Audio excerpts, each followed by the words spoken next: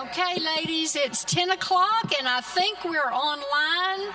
So if everybody will come forward and take your seats, we'll get started. We'll just wait just a second till a few people stop talking.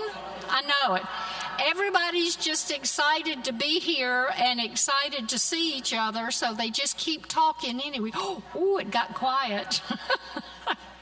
Good morning, Joy Circle. Those in person and those online, we're glad to see everybody. We're excited to have our program today, and we're going to do that first. Julie Holly is here, and it only took us a year to get this program done. I know she was supposed to do this program this time last year, so maybe this gave it a chance to be refreshed in your mind and relive it a little bit. But we are going to open with Psalm 28:7. The Lord is my strength and my shield. My heart trusts in him, and he helps me. My heart leaps for joy, and with my song I praise him. Well, let's turn to page 4 in our book, and we will recite the purpose.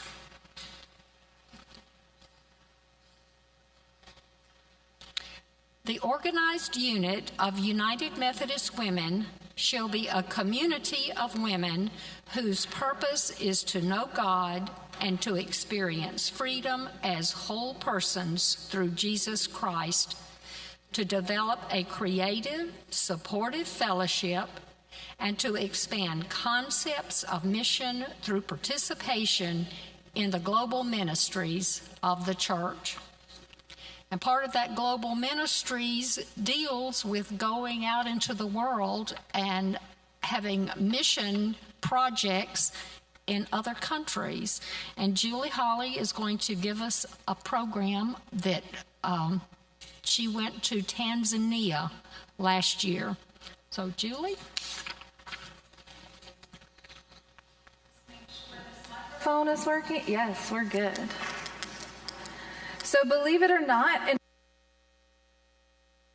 nationally with students before everything got shut down. And this church helped make the trip possible for our students because in the fall of 2019, our students were here with some stationery from the college and sharing about things that they would be doing during their Jan term exploration period and the work that we would be doing in partnership with United Methodist missionaries in Tanzania. And this church financially supported this work. So I'm very excited, extra excited to share with you because this is something that you all helped to make possible for our students. We visited, we worked with Wesley College in Mwanza, Tanzania. Have you all heard of this? Eric Sword and Elizabeth Sword are missionaries there. And there are several Birmingham area UMCs that support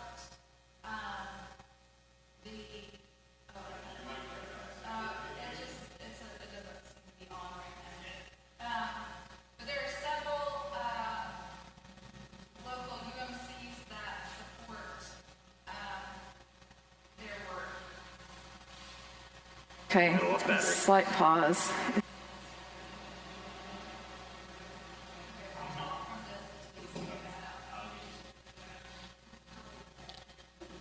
Let's see. I'll speak from this until we figure out the other one.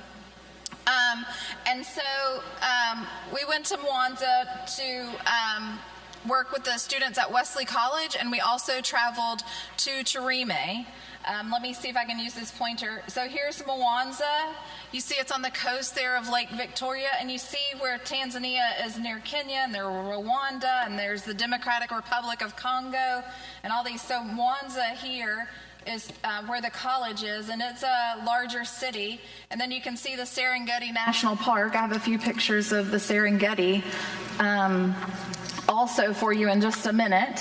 And you can see here where Tarime is. So again, Mwanza's down here on this part of Lake Victoria, right on the coast. And then we followed along this road right by the Serengeti National Park and traveled to Tarime. And Tarime is a smaller town. You might call it a village or a town. But those are the places that we went with our students, and we traveled, of course, by air to get there. And then we had some safari vehicles that took us from one place to the other when we couldn't walk. Is that better for y'all with the lights out? You can see a little better. So this is a picture of Mwanza. It's also referred to as Rock City, and that made us wish that we had brought one of those Sea Rock City birdhouses or something to share with them. But you see why they call it Rock City. It's very rocky terrain, and it's right there on the coast of Lake Victoria.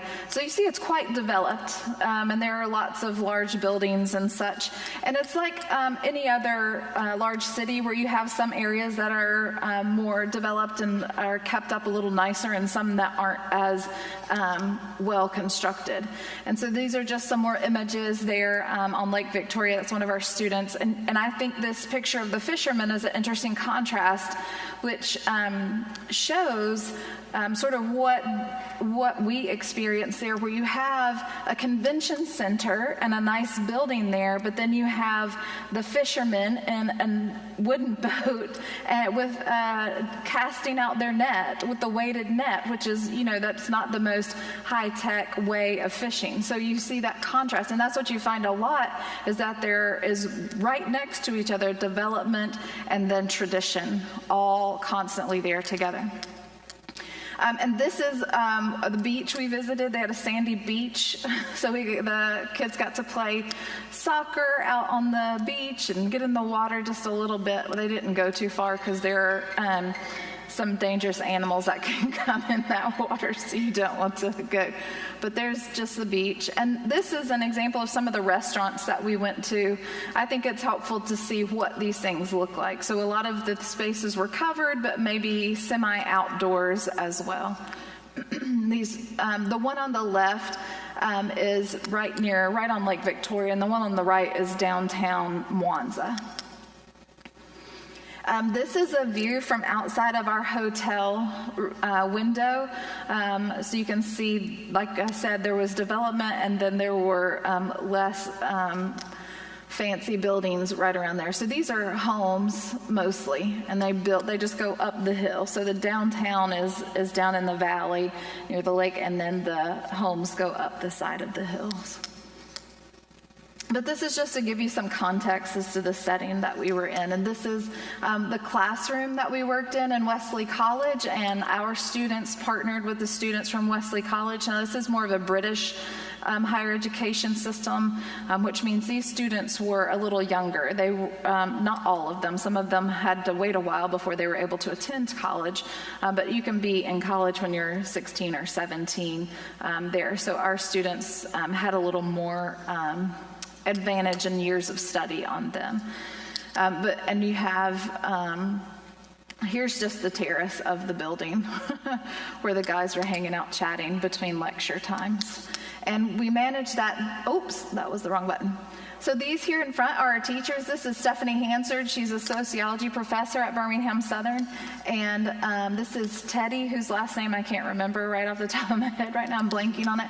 And Teddy was a professor there at Wesley College. And so between the two of them, Stephanie Hansard has had more years of sociology teaching experience. So she did the lectures, and Teddy helped to translate when there were terms that weren't easily understandable. Now, the students are required to speak in English at the college because, again, like the British system, all of their exams, which is what counts, not their grades in the class, but their exams and passing their exams, those are all in English. So they've got to learn English as they go. But that didn't mean that they understood everything, especially terms from sociology. And so there was some translation work that Teddy assisted with. And so our project was to go to Mwanza, to the college, and have some lectures and some classwork related to sociology research, which boils down to interviewing people and then drawing all that information together and looking for patterns in people's responses. And so this was the opportunity for Stephanie. This is a new study program at Wesley College. I think they call it community studies rather than sociology. And so this was their first opportunity to do any of this. Some of our students had already participated in some sociology research through Birmingham Southern College. And so they got all of this information and training, and then we all traveled to Tarime, where the students interviewed street children. So these are children who are living on the street without adults who are caring for them directly. And so the question is, how did they get to this situation? Do they want to stay here, or are there people that we can help reunite them with? And so we're looking at what causes these families to break up and the children to end up on the street. So are there ways that the local people who work with these children can work with the families to try to help prevent that through education on managing conflict in the home, or disciplining children without beating them, even though that might be what you want to do, and that sort of thing. So are there ways we can prevent that and help with community education? And are there ways that we can help to reunify some of these children with someone that they're related to and will be responsible for them, so they can be off the street, because they are taken advantage of and are harmed, because they're very vulnerable out there. And they're mostly boys, but there are some girls. But these are our students who worked together, and they had a good time. This is the Tarime United Methodist Church that we worked with. So you can see it's not a fancy structure. And the door, other pictures I've seen in the past, the door wasn't there. So the door is a relatively new addition, I believe. But this is where we gathered, and where the children gathered to come. They knew that they could come to this church to reach Moses, who I'll show you a picture of in a little bit. And Moses runs Our Father's House. And so that is the ministry that reaches out to the street children, checks on them. He coaches soccer for them so they can have some activity, helps them get uniforms so that they can go to school, that sort of thing. They don't have a lot of money to feed them all the time, but they do feed them sometimes. And this is the inside of the church as we were preparing to have a worship service there on Sunday. So this is Moses here. Moses became a father just a few months before we arrived. He has a baby girl, but he spends most of his time away from his family so that he can care for these young boys and girls who are living on the street. But Our Father's House, like I said, works with reuniting children with their family, helps with education, both for the children and for the parents and the community, to try, like I said, to prevent some of this and provide some training so that families can stay together and work things out amongst themselves. Counseling and family education, advocacy with the local government and authorities to try to get some protections for these children and some funding to help care for them and to help with reunifications, because sometimes you got to pay to get them back to the place where they originally came from, because they may not be from the area. Most of them are not. And then recreation, of course, soccer is a big deal. And so there's a local soccer league of young children, kind of like we have here, rec league kind of thing. And Moses has a team that he leads of these children. So they get to have that team and sport recreation. And then also Christian education. They do Bible studies and vacation Bible school type things and worship. The children often come to worship on Sundays as well. And this, Our Father's House, is a UMC Direct Advance, and so that's the Direct Advance number. You can also just search for it on the website. But that's something that, and I looked at it, and they're fully funded for this year right now. They've met their funding goal for this year, so that's super.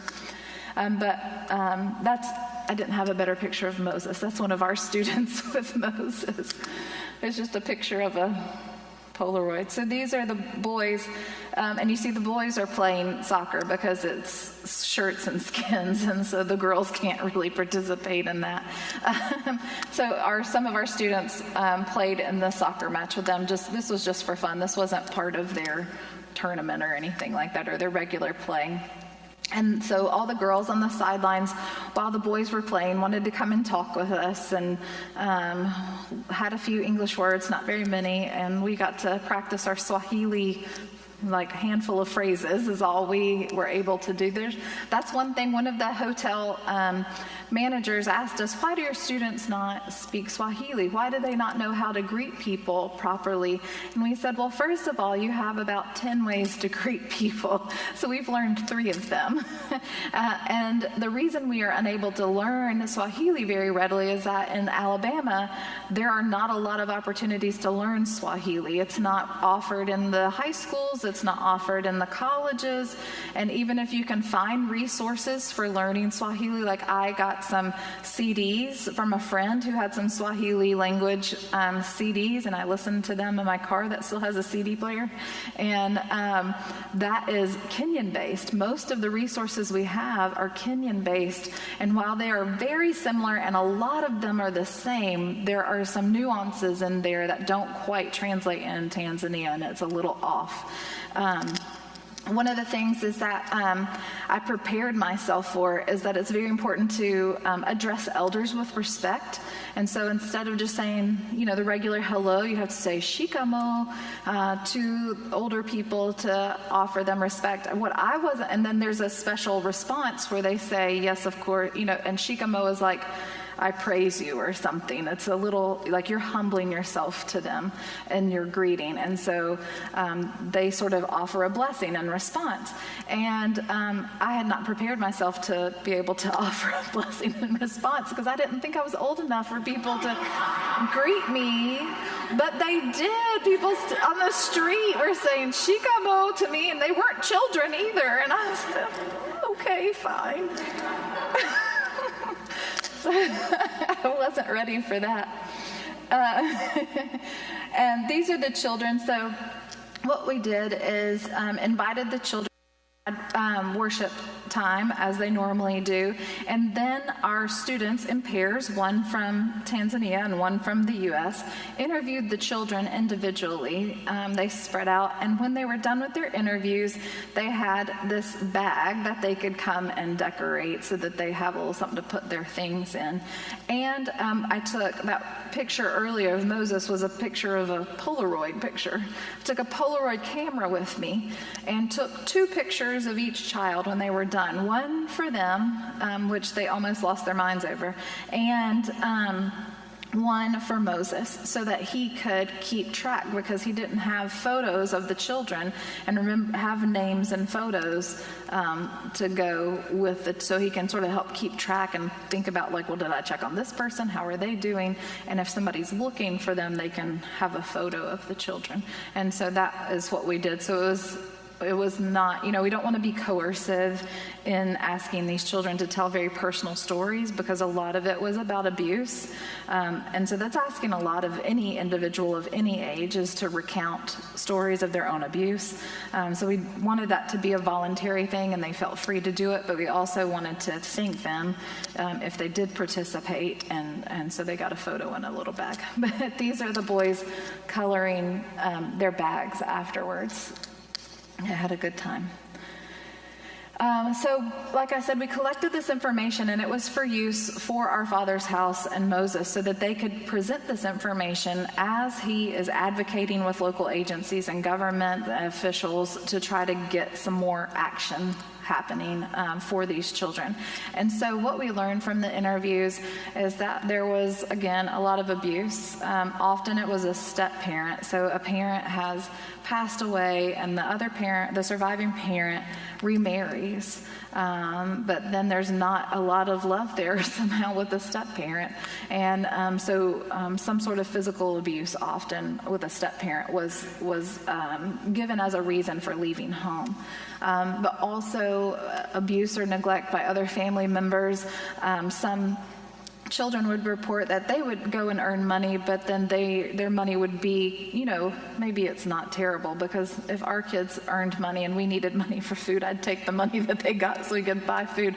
But even though they were working, they weren't always getting to go to school. The money was not always being used for their education and for the provision of their food and that sort of thing. And then lack of family income. Just in general, they don't have money to feed all the people in the household, and so the children leave to try to make some money, and maybe it will be better for them on their own in the streets. And then family conflict. Again, that's something that Moses was working to create some curriculum so that he could present it to families and help support them and counsel them through conflicts in their homes so that they could manage that a little better and have a process so that everybody could stay together in the household. Again, I've already said that all of our findings were shared with Moses in our father's house. Any questions about any of this so far? I'm just doing a lot of talking. Okay, so this is just fun things that we got to do. This is in addition to the work, we got to explore the places and the people and the food and culture, and the food was delicious for me. I mean, it depends, I guess, on where you go. But when we were in Mwanza, staying downtown, there was a woman who cooks for some of the events at the college, and she cooked our lunches, and it was delicious. I never took pictures of my food, and I regret that to show. But it was basically like collards. There was a green that was kind of like collards, but it was cooked down a little more. Did not taste like collards. And then there were lots of potatoes and root vegetables and mutton, which wasn't necessarily sheep. It was a question mark meat stew. But it was yummy. And always like half a banana and this flatbread called chapati. It's oil-based. Have y'all heard of this before? So yes, so it's related to Indian food as well. Lots of Indian spices, Middle Eastern influence. There are Christians, lots of Christians there in Tanzania, but also lots of Muslims.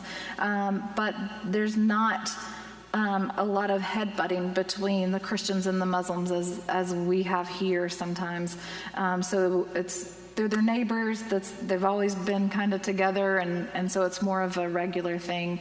And then there are people like the Maasai and stuff who are not Christians and who are not Muslim, but they have their own faith, their practices and beliefs from way back in the day. And so there's a mix of religious makeup there. But so I got from food, but chapati is an oil-based flatbread, fried bread, and so they roll it up, and oh my goodness, it's delicious. It's probably because it's just full of oil. I just loved it. I made it once at home, and it was very messy, so I don't know that I'll ever do that again. Maybe one more time. But this is the house where we stayed in Tarime.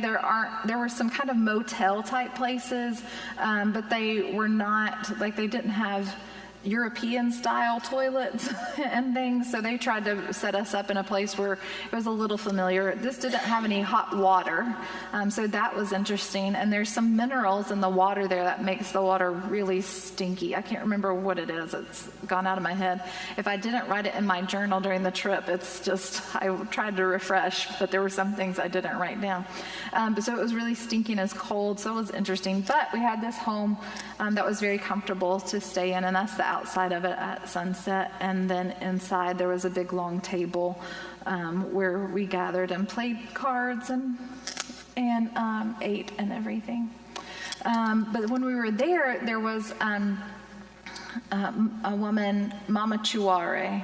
So Mama is what you call any adult woman.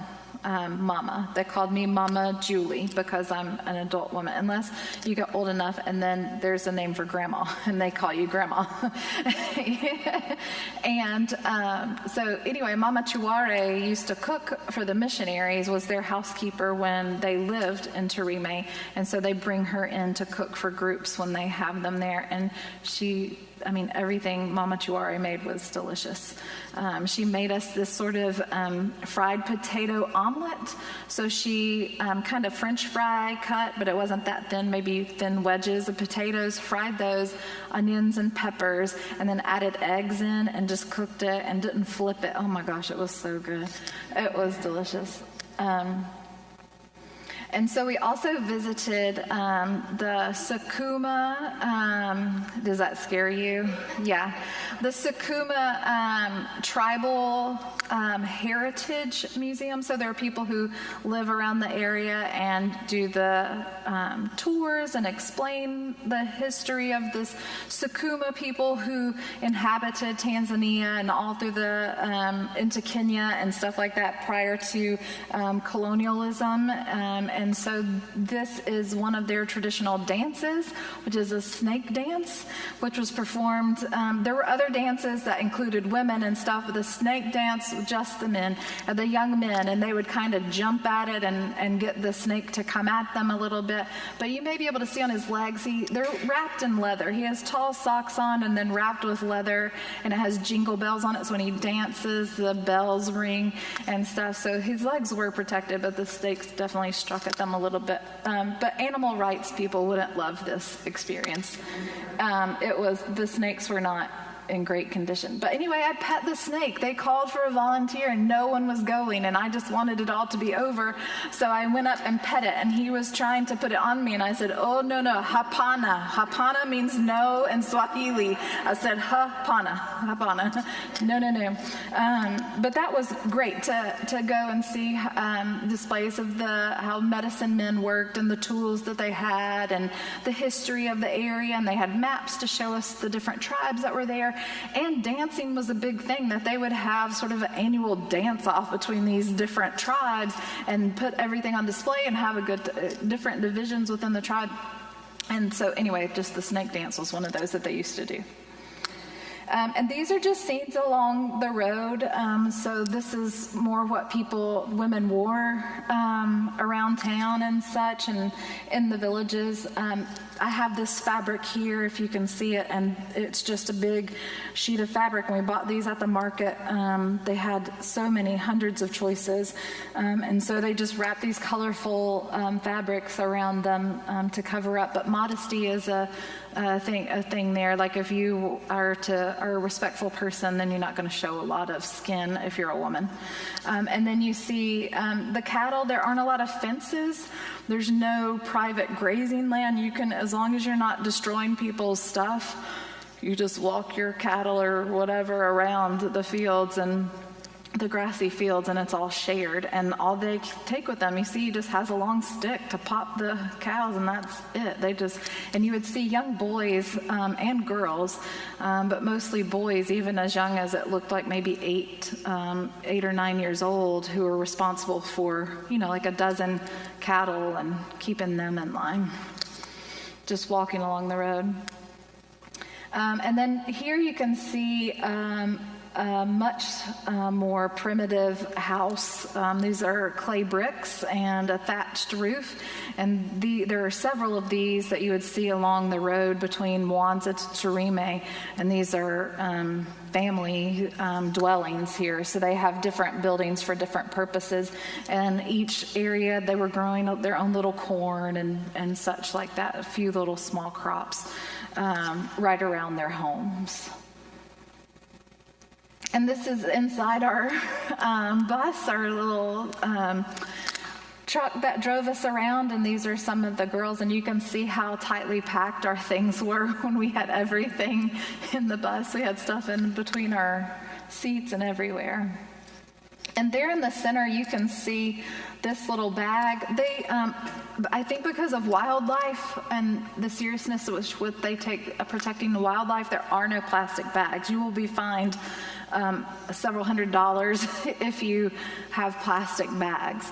And so these are recycled plastic, reusable bags, and you can just purchase them kind of like if you go to Aldi and you need a bag and you give them 10 cents. So depending on the size of the bag, you can just purchase it for 5 cents or something. And so these are the kinds of things that were everywhere in Kenya during our stopover and in Tanzania. So you did not, we always see plastic bags floating around here. Nah, nowhere did you see that. And things like, if you went to buy a Coke on the street for the street vendor, you didn't take it with you because it was in a glass bottle. You drank it and then you handed them the glass bottle back, because then they would trade those in to the Coca-Cola company and get refilled glass Coca-Cola bottles. And so you don't see like recycling centers and things, but there's less waste and less plastic and such being used in general. So you don't need as much of the recycling if you're not using that sort of thing. And this is our picnic, and that's the outside of the trucks. You see the roof comes off. It pops up right here so that we could stand up in the truck when we were going through the Serengeti and get a better view of things. Of course, that also means that you get down and your face is covered in dirt. But it was worth it to have the views. But this is just our picnic when we stopped part of the way through our tour through the Serengeti. And there's some buffalo there. And then we spent the night on the Serengeti at a resort place, and it's like a permanent tent. The walls, everything is made of canvas, and you have the windows are screens that the canvas is rolled up, and so you're staying there in the middle. There are no fences, no anything, because you can't prevent the migration of all of the animals and the free movement of the animals, but they do have Maasai warriors, young men, who have a spear. I was kind of hoping something would happen so I could see, because these guys are really crazily trained. For generations and generations, they have been trained to defend themselves and to hunt lions. So these young men would escort you to your tent with their spear and the flashlights at night. And then you go in your tent, and your key had a whistle on it, so that if animals came and started bothering you, you blew your whistle, because all night and day long, the Maasai warriors were taking turns patrolling the property. And so you just kept blowing your whistle until they got there to help you. So, fortunately, unfortunately, I didn't get to see any Maasai warrior spear action. All the baboons behaved themselves and such. But the next morning, when we left the hotel, we were driving down the road, and we saw this backlit silhouette of a baby giraffe, and he was coming right for us. And we said, well, there must be a mother here somewhere. And then on the side of the road, there she was. So that was incredible, first thing in the morning, to encounter this sweet mama and baby giraffe and get to be so up close to them. And the day before, we got the rare experience of finding a leopard, which is hard to spot, apparently. Our guide spotted him. Our leopard in the tree with the gazelle. He had a very fresh kill. And so we were within, I guess, maybe 8 yards of that tree in our truck. So we were up high, sticking our heads out the thing, and there's that leopard in the tree right near us with the gazelle. It was incredible. So this, I think, is more of what people think about when they think about visiting in Tanzania and Kenya and this area, as these kinds of safaris. And so we did get to do that for a little bit. So that's all I have for you today. If you have any questions, I'm glad to chat about it, but I think we're at our time anyway. So I'll say, God bless you, Mungu akubariki. That is God bless you in Swahili. Mungu akubariki. Jill, thank Yes. you. Are there any questions? Yeah, let's see. Was that snake poisonous? No, it was a constrictor. Okay, the question was the snake poisonous? Yeah, it was a constrictor. What is English pretty well spoken and understood? Hang on. Oh, sorry. The question is English well or widely spoken? Among people who have completed higher education, yes, which is not as many. So I think it's through 8th grade that the government funds schooling, but you do have to provide your own uniform and that sort of thing. So some people can't even do that even with the free schooling because you have to have the uniform to go to the school. But then after that, you have to pay. So not everybody has the opportunity, of course, just like here, to continue with higher education. But if they've traveled much, or if they have completed higher education, they will speak some English. But then just around town, as we were walking and talking with vendors and market folk, no, we had to learn our numbers as we went in Swahili. So not a lot of English. Not among the general population. Yeah, I've got a question. So it's been a year since you were there, a little over a year. Have you been in touch with Moses? Has progress been made with the children? Yeah, so, while we were there, I can't believe I didn't tell this story. We got to be part of one very moving reunification.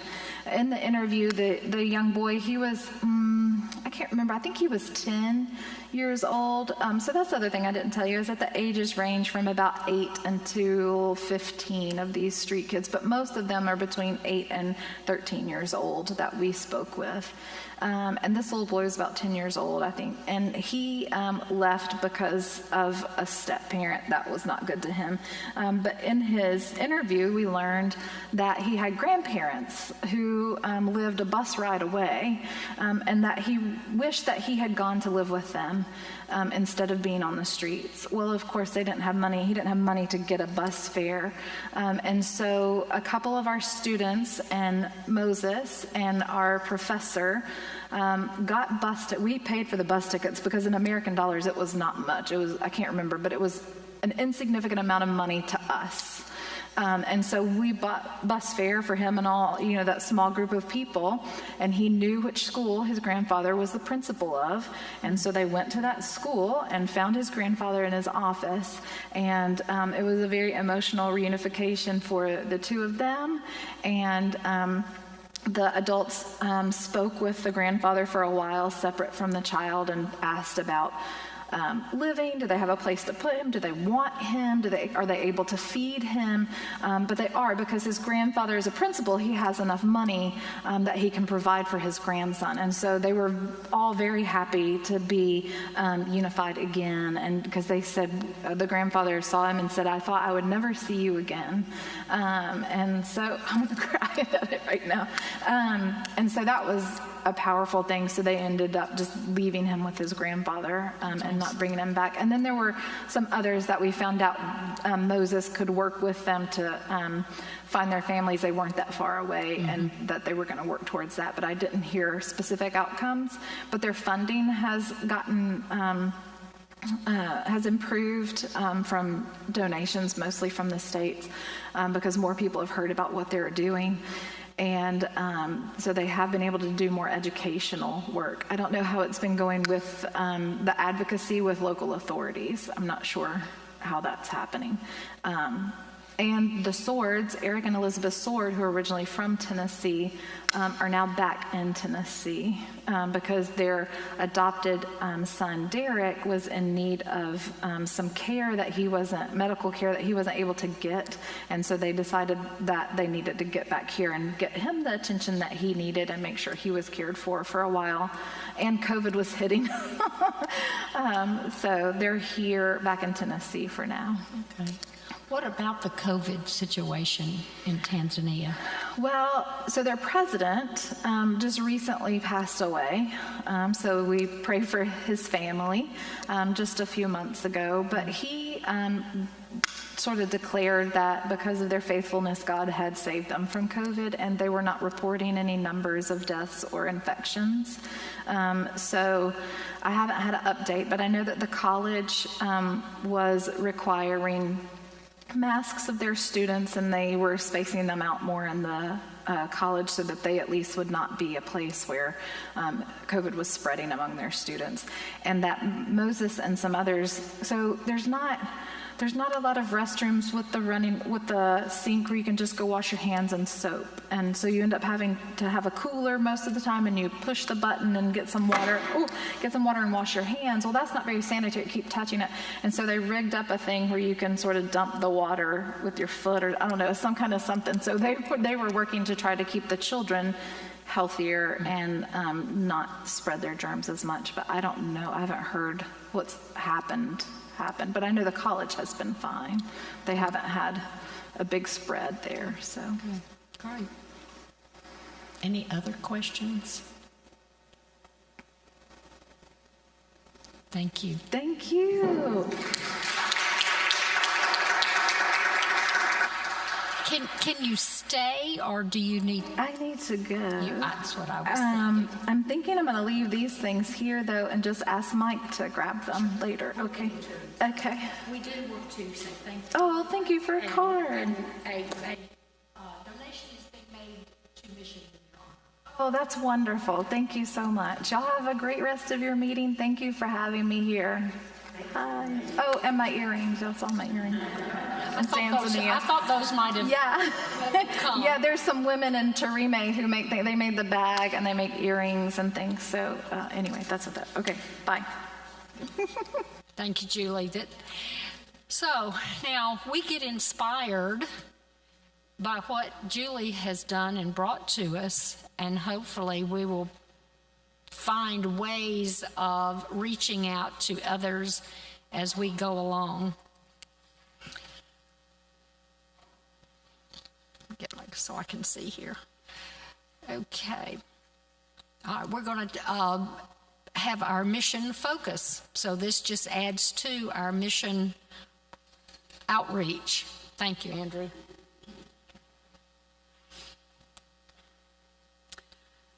Well, excuse me. Our mission focus today is from the United States, and we're emphasizing our Wesley community centers. And the one particular for today is in Savannah, Georgia, supporting scholarships for child care program. And we have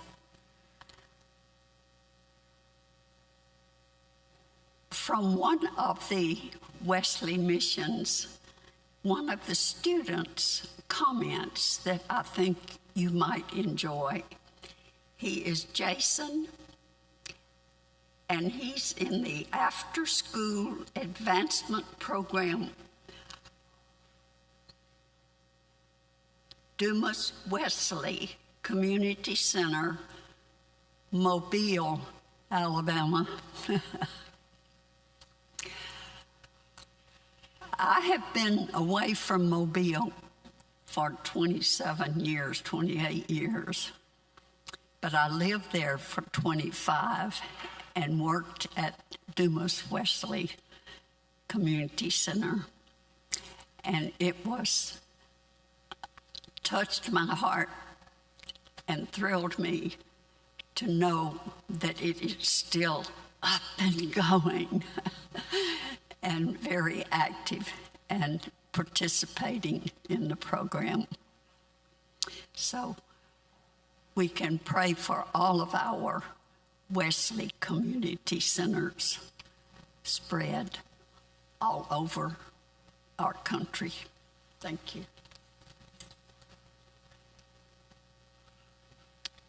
Birthday cards, Betsy?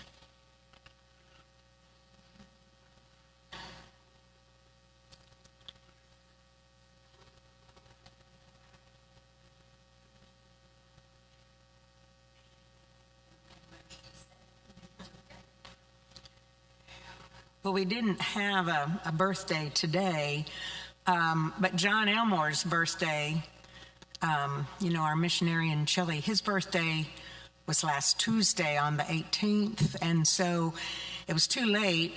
By the time I thought about it, it was too late to actually send him something in the mail, so I simply emailed him.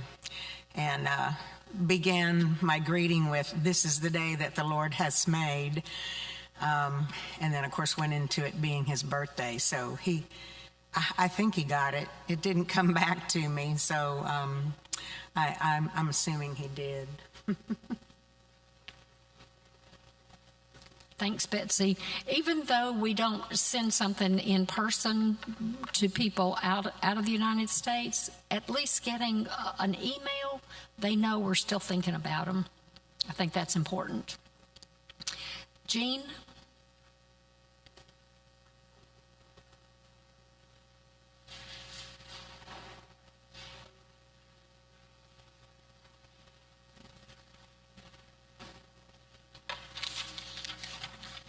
We had a busy month last month. We had a lot of birthdays.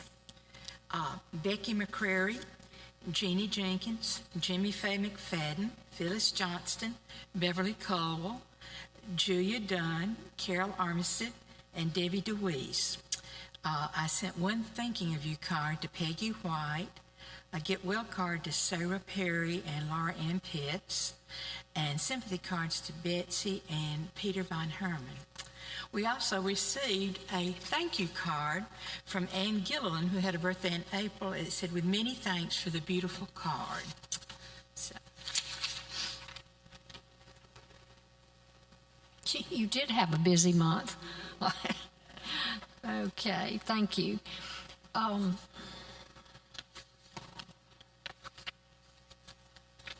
Is my pen, where'd my pen go?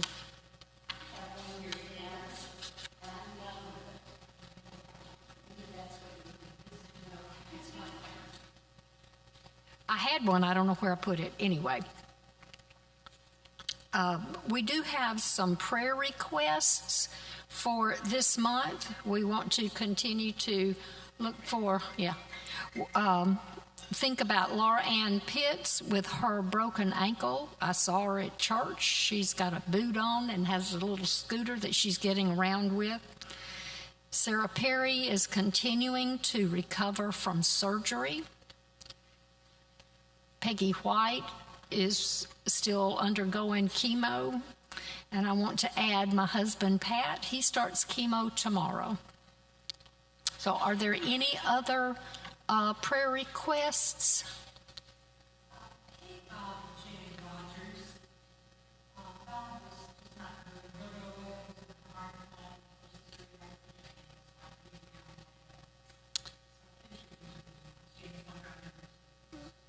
Bob and Jan Rogers, that Bob is not doing well.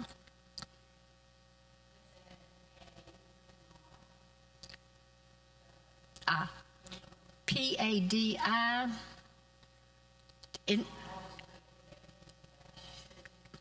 Patty, spell her last name for me. N-N-A-R. Patty Canar is starting chemo this week. Yeah, get with Sylvia and get her address and send her a card from the church or from the circle, please. Thank you. Okay. Any other? Ann?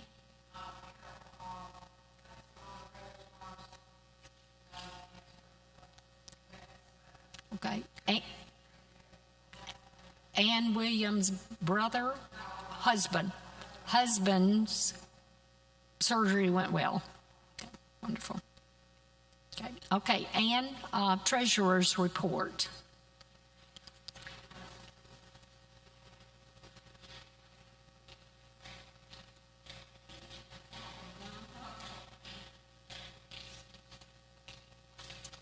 Good morning, everyone, and for those of you on Zoom.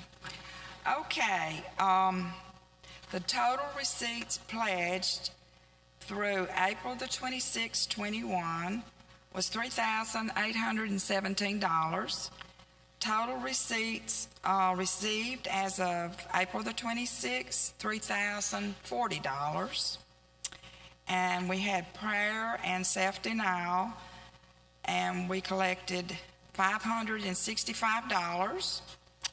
In our Sunshine Fund, the balance as of March the 22nd was $368, and we received $426.21 $50, making our Sunshine Fund $418.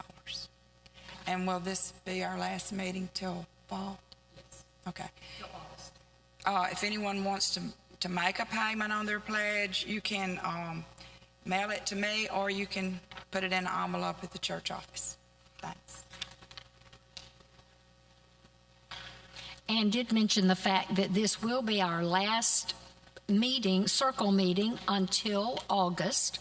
But we're still going to be doing some things during the summer, and I'll get to those in just a minute. Betsy, a report on the First Light meal.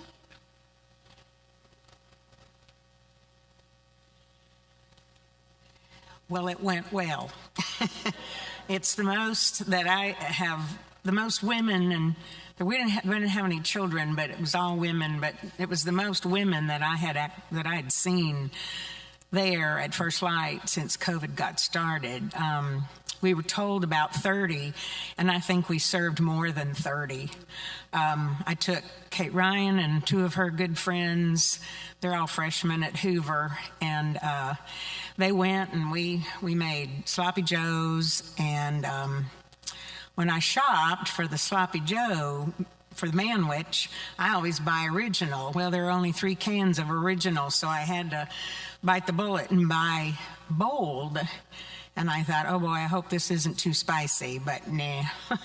Those women will eat as spicy. They like spicy. So fortunately, we mixed it all together and it wasn't all that spicy. But we baked cookies. Their oven's a little bit hotter than it used to be. And so we almost lost them. They were a little overly done, but the women didn't care. I bought 8 pounds of French fries from Sam's, which is a pretty big bag. That's half of what we normally buy when we're feeding 60 or more.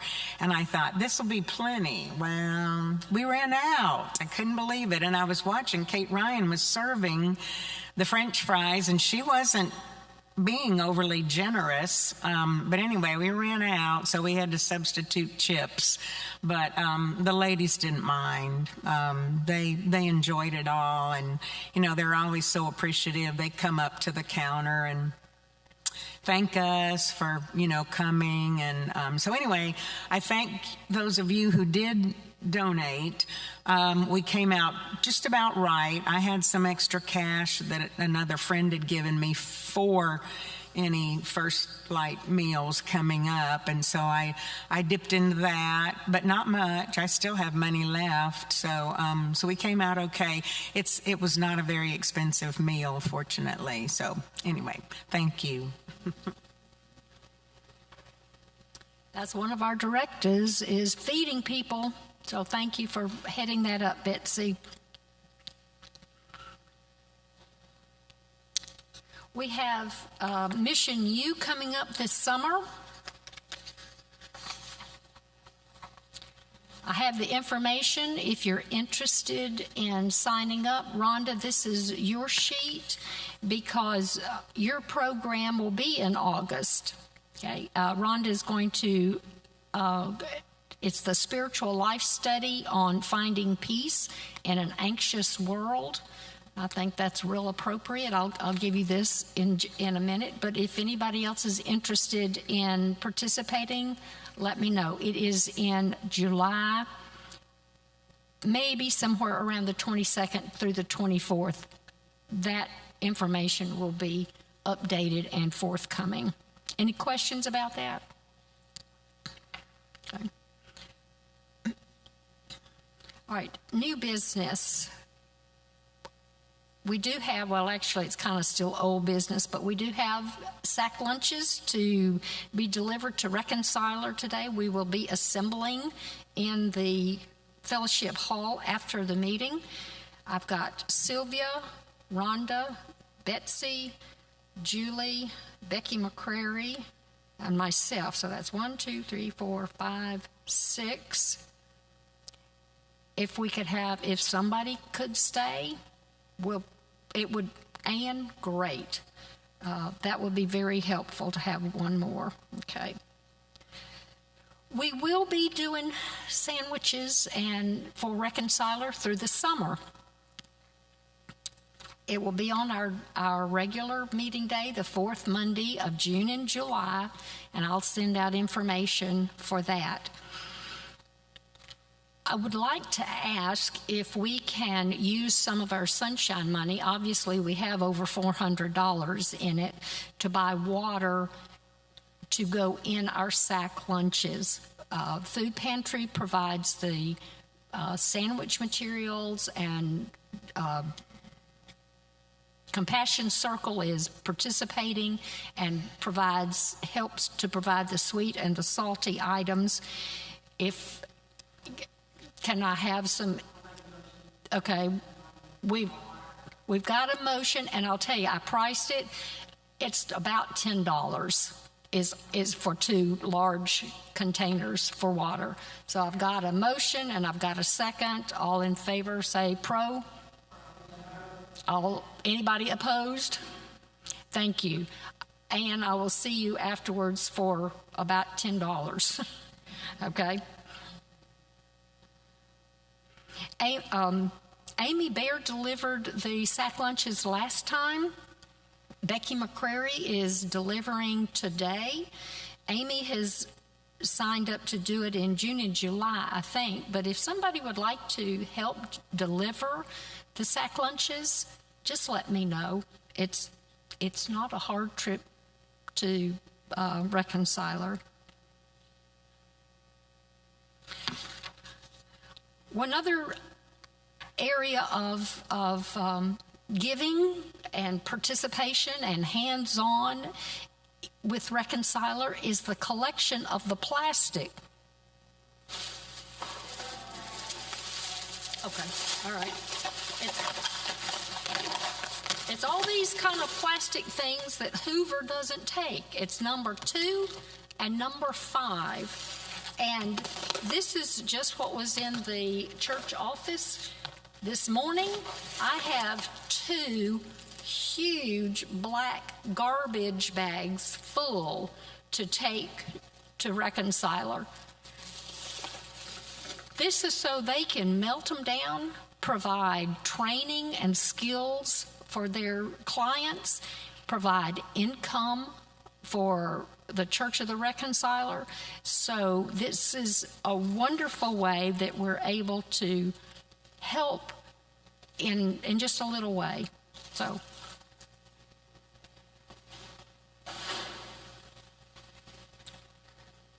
the collection box is in the narthex of the church office, and it says Reconciler on the side. Is there any other? Okay, I'm holding you, Teresa, not you. But is there any other information, business? Okay, I'm going to ask Sylvia if she'll talk about the Quad W lunches. We were contacted a while back that there were some college students working in the Avondale area from June through July, and meals were needed. So I'll let you talk about it.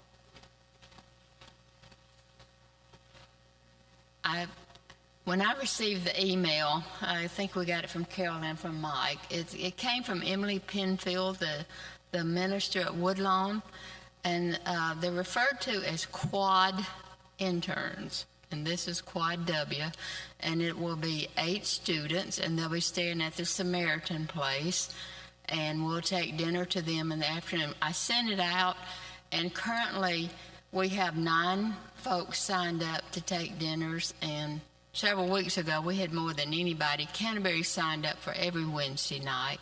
Amy Baird has signed up for their last week here, and she's invited them to their house for a pool party, and she's going to do hamburgers and things for them. So Emily seemed to think that was okay. If you're interested, Emily set up a sign-up, an online sign-up, so that you can go on. I haven't checked it recently. It might be full. I'm not sure. But if you're interested, in doing a dinner for 8 folks. It's like Rosemary signed up for 3. She says that's like cooking dinner for the family. That's nothing.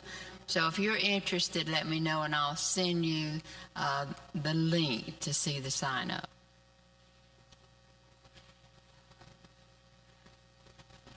Again, we'd like to feed people around here, don't we? Okay, Teresa, we have got a fundraiser that we will be participating in, and Teresa Richardson is going to tell us about it.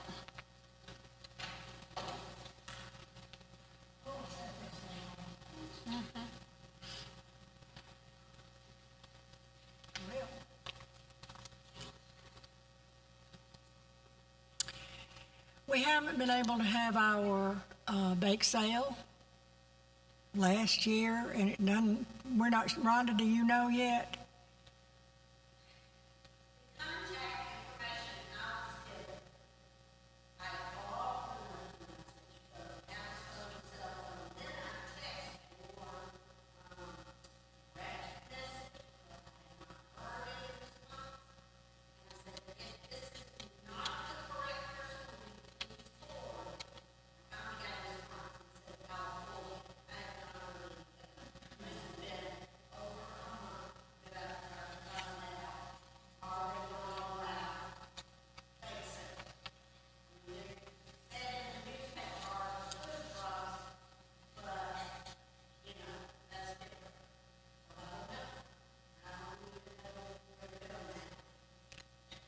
Well, I think the best thing for us to do is that assume that we won't. And if we can, that's gravy. That's the only...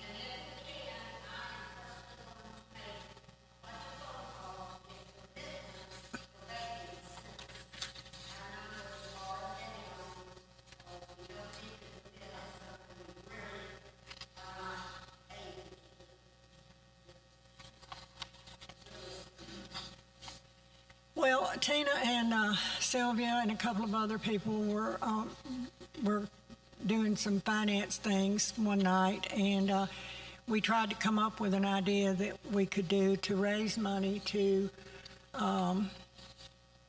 replace what we've lost, or to go ahead and have it to use for our local missions and some other, I think, missions.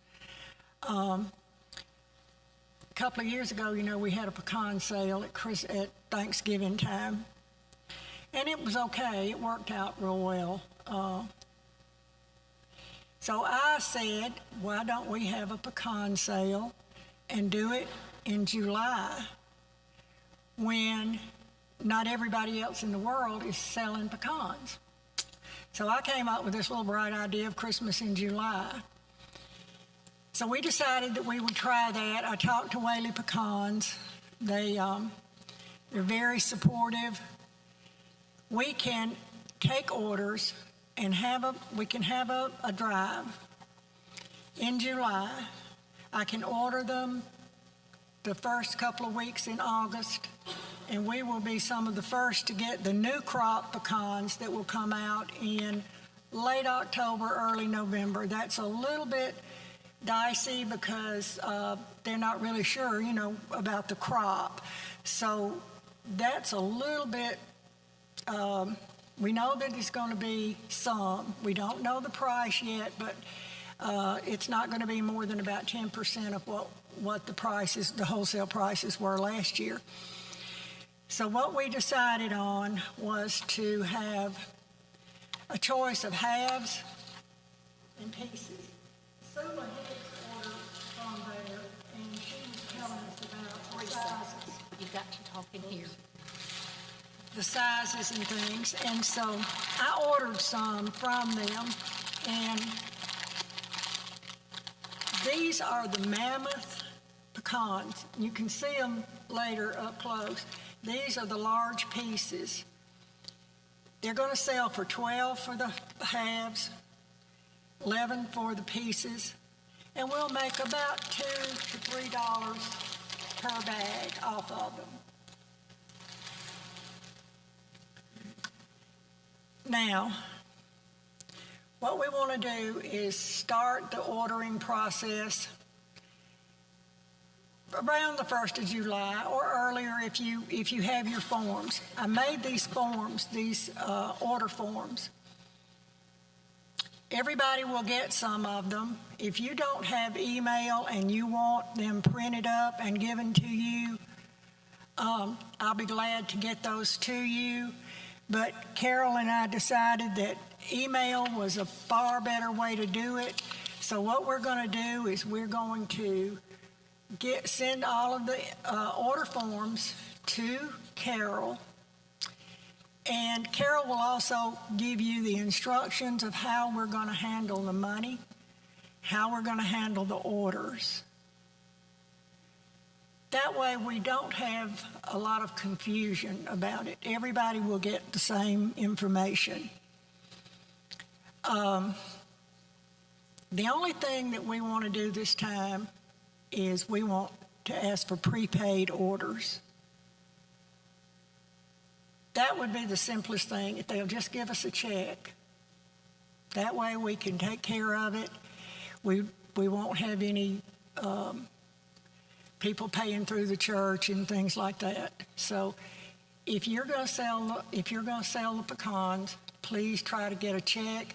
Or if they want to pay electronically, Ellen Kearns has an account that she can handle electronic payments for us. But all of this will be in your instructions that you will get from Carol and from Ellen is going to handle it, wants to handle it for her circle. But I think this is the better way to do it. We can make some money and we can beat the competition, because last time we had a lot of organizations that sell pecans. So we want to get the drop on it. So what we're going to do is we'll take the orders. August 8th will be the drop dead date on orders. Then we will know when I turn the order in, we will know from Whaley's basically when they can be delivered or when I can pick them up. And then we can deliver them or people can pick them up the first week or the first couple of weeks in November. But they'll be here in plenty of time for Thanksgiving cooking. Let me get my notes.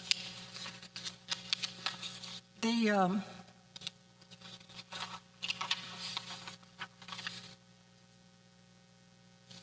forgot what I was going to say now. If we get them ordered and get them picked up, then people can pick theirs up, and we won't have any kind of confusion. That's keeping the confusion down is the goal here. Are there any questions about anything? Now, we are going to handle this strictly through UMW. We will not be going through the church office or anything like that. I've talked to Jason. He does not want any confusion, any like that. So Tina, Ellen, and I will be handling it. And on the order form, my name and number and email address is on there in case anybody has any kind of thing. We made out this order form. Everybody's going to get a tally sheet. That'll be explained to you in your email.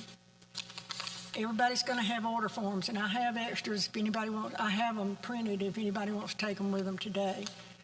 The instructions are on here of what to do. Yes.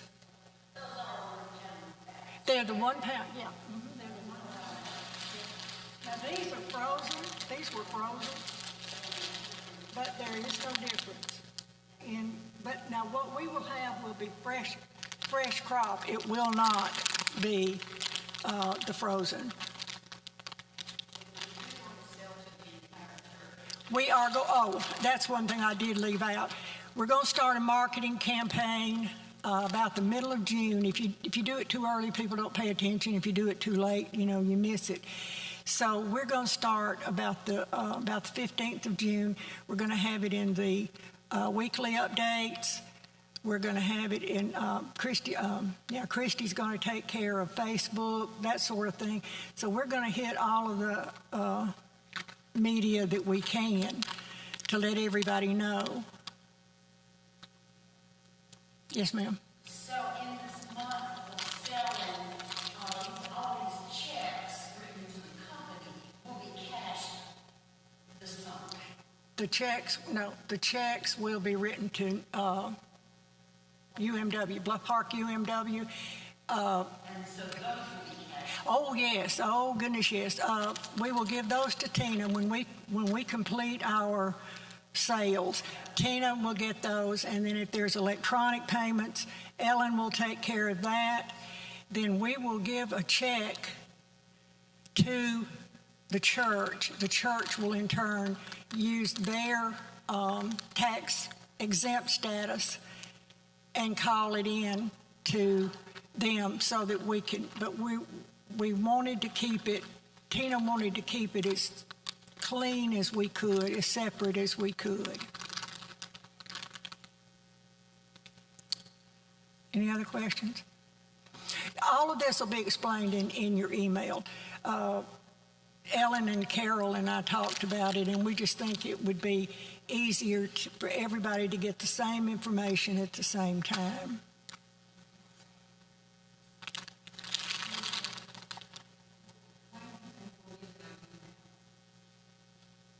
When will you send it to me? It'll be, By the 1st of June. well, next week sometime we should have everything completely lined up, And you can start, with your friends and relatives, you can start selling it whenever you want to. The only thing is I want you to fill out this form because this way we have an email address and your tally sheet has email addresses. What we will do is send a receipt to everybody. I will. I'm going to be responsible for that. We will send a receipt to everybody telling them, a receipt for what they bought, tell them the normal things you do in a receipt, and then we will tell them when they can pick up the pecans. Yeah, that way, no. But see, I won't know till I do the order. See, that's the thing is you don't know till you get the order in. They will get a receipt, exactly. Yeah. I did that. I'm registrar for the conference, and I do that when people register for events. And so I think it's just better that way. You have it, you know what you bought. There's no confusion.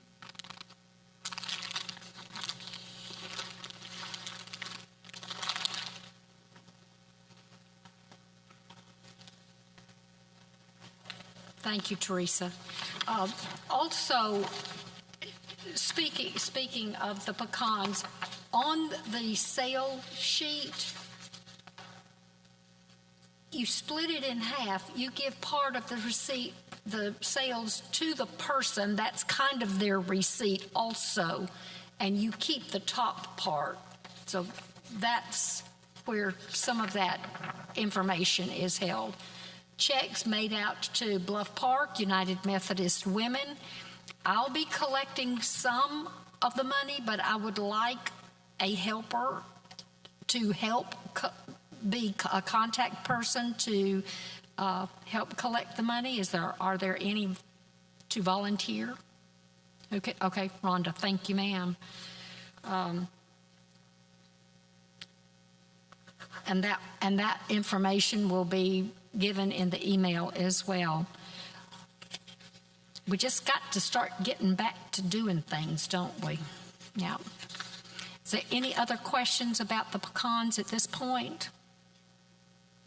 More information will be coming, and as soon as I get the information, I'll pass it on.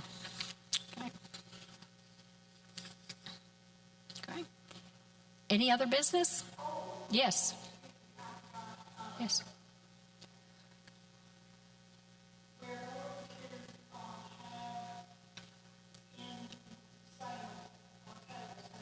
Hang on just a minute. You got to speak here so those at home can hear.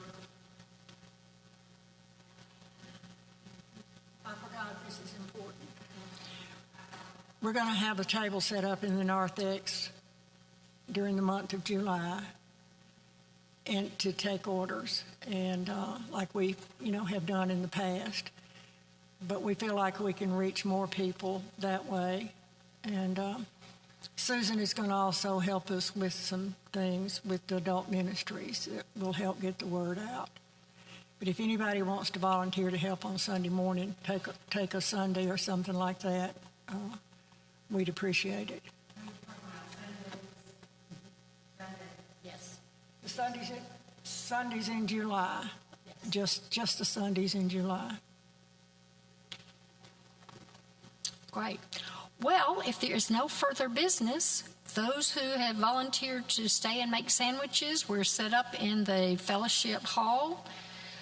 We'll be in contact over the summer about making the reconciler lunches the fourth Monday of June and the fourth Monday of July. And when we meet again in August, Rhonda will be bringing us our program, Finding Peace in an Anxious World. Yes.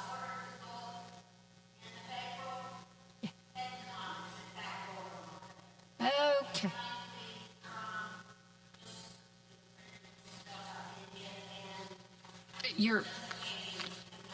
Well, you do what you can do. Yeah, the book. When things are back ordered, there's not a whole lot you can do about it. All right. Well, let's bow for a closing prayer. Holy God, we just thank you for this opportunity to gather. We thank you for this opportunity to be a part of a larger unit that reaches out to those around the world.